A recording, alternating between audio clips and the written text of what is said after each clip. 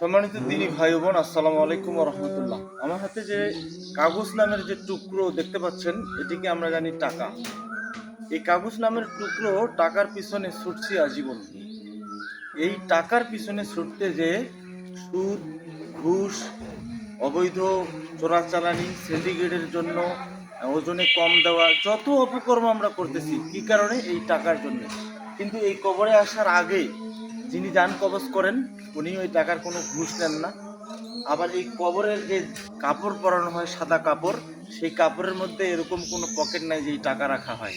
আবার এই কবরের ভিতরে নাই কোনো আলমারি যে এই অবৈধ উপায়ে কামানো টাকা আমি আলমারিতে রাখবো। তাই সম্মানিত দিনী ভাই ও বোন, এই অর্থ উপার্জন আমি করব, কিন্তু অবৈধ উপায়ে না করে এই কবরের প্রস্তুতি নেই, 5 ওয়াক্ত নামাজ পড়ি, সকলে মিলে আল্লাহর জান্নাতে যেতে চাই। আসসালামু আলাইকুম ওয়া রাহমাতুল্লাহ।